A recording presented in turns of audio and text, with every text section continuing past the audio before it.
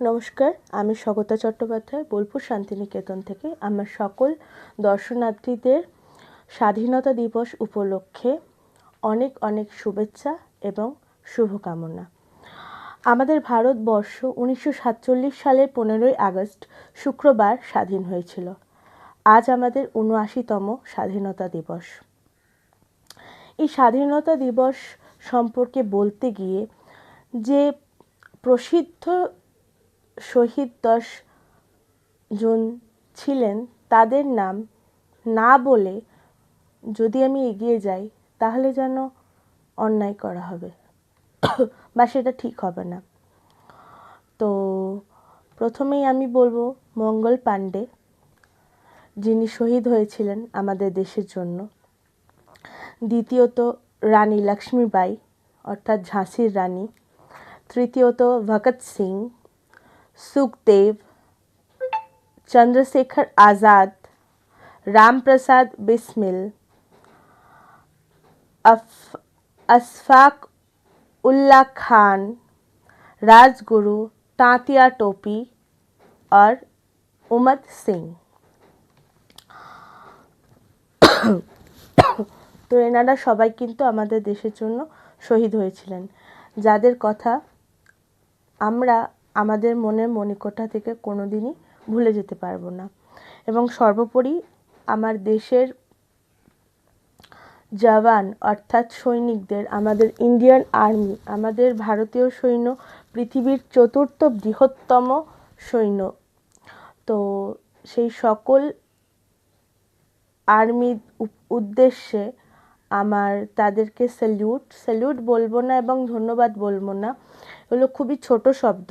কারণ তারা যদি তাদের প্রাণের চিন্তা, তাদের সংসারের চিন্তা করে বাড়িতে বসে থাকতেন বা ভাবতেন আমাদের সিভিলের মতো, জনতার মতো, তাহলে হয়তো আমরা এত সুরক্ষিতভাবে নিশ্চিন্তে বাড়িতে ঘুমাতে পারতাম না। তাই তাদেরকে না মনে রাখলে এবং তাদের উদ্দেশ্যে শ্রদ্ধা না জানালে এবং সেই সমস্ত শহীদ ব্যক্তিরা যারা আমাদের দেশের জন্য প্রাণ দিয়েছেন তাদের জন্য অসংখ্য শ্রদ্ধাঞ্জলি। আমাদের দেশ স্বাধীন হওয়ার ঠিক পরে কিন্তু আরও 5টা যুদ্ধ হয়ে গেছে।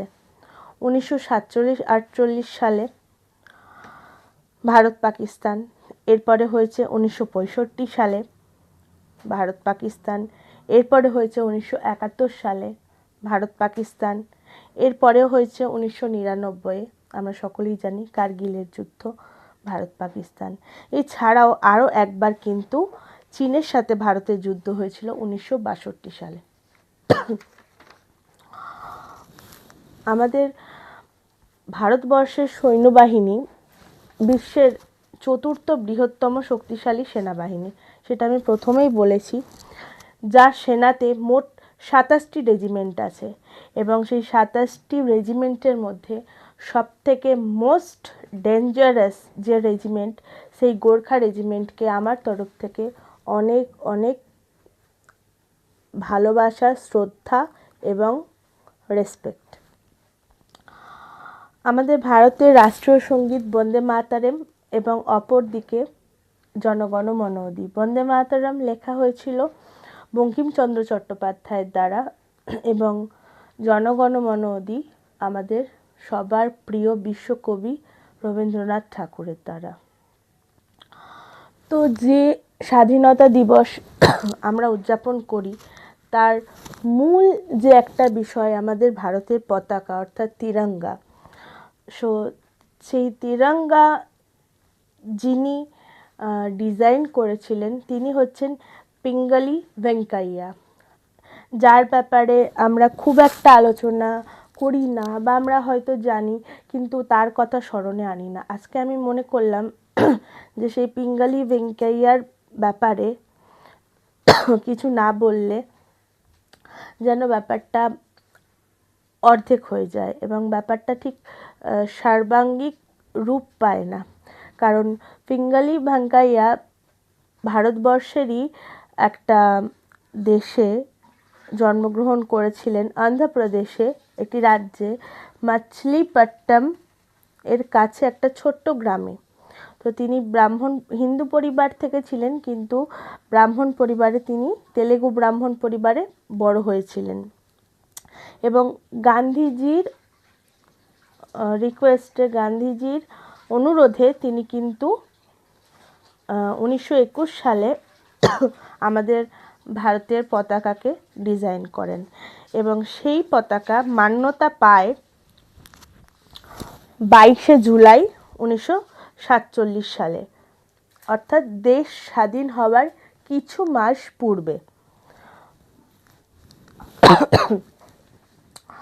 তো আমাদের এই ভারতের পতাকাকে আমরা তিরঙ্গা নামেও জানি, যার মধ্যে প্রথমেই যে রঙটি রয়েছে সেটি হচ্ছে গেরুয়া রং,